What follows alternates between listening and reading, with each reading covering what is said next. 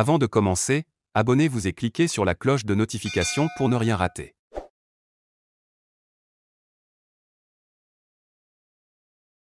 Alors, revenons à l'étude théorique du pendule de torsion.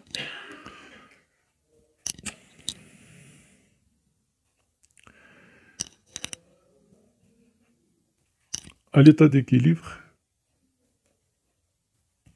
le solide est soumis à son poids et à la réaction du fil de torsion.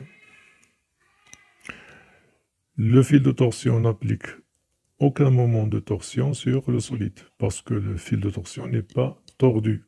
L'angle de torsion étant nul.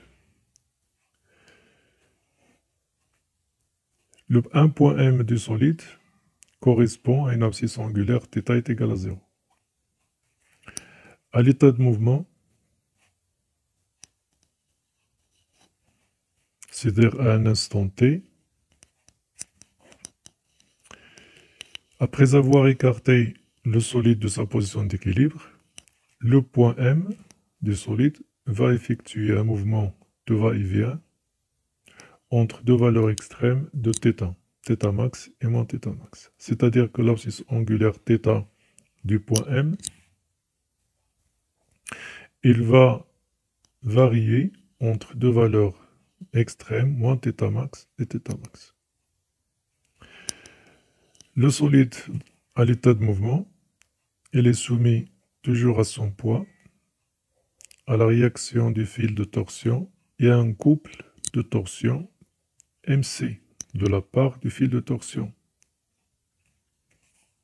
qui est dans ce cas bien tordu, parce que l'angle de torsion correspond à θ. Appliquons la deuxième loi de Newton sur le solide.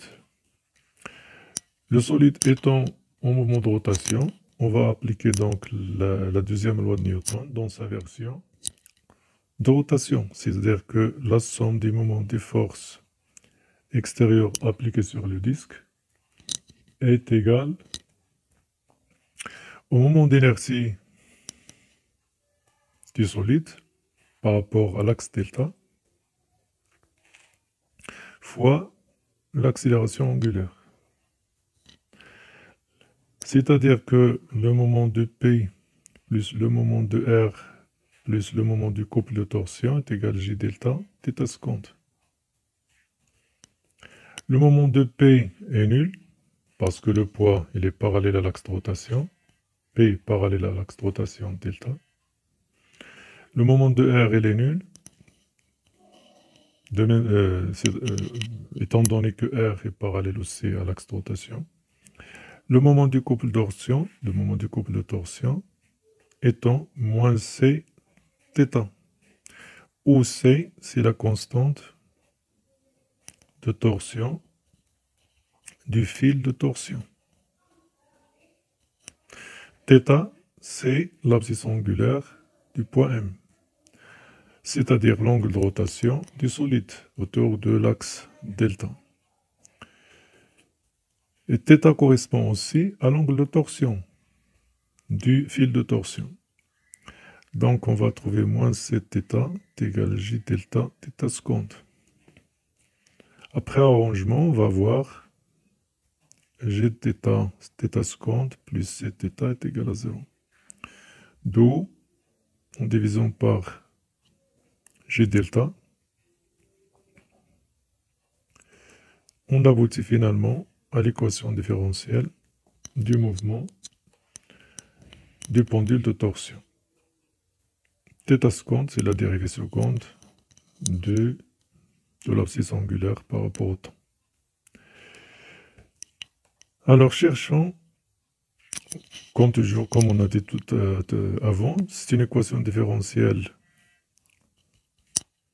linéaire du deuxième ordre, dont la solution est de la forme θ de t est égal à θ max cosinus 2π sur t0t plus phi.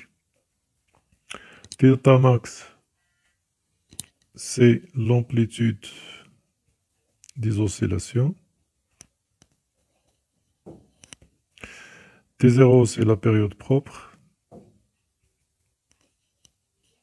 des oscillations.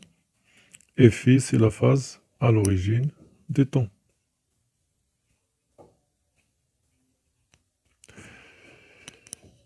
On va prochainement chercher l'expression de T0 et l'expression de phi, comme on a fait précédemment pour le pendule élastique.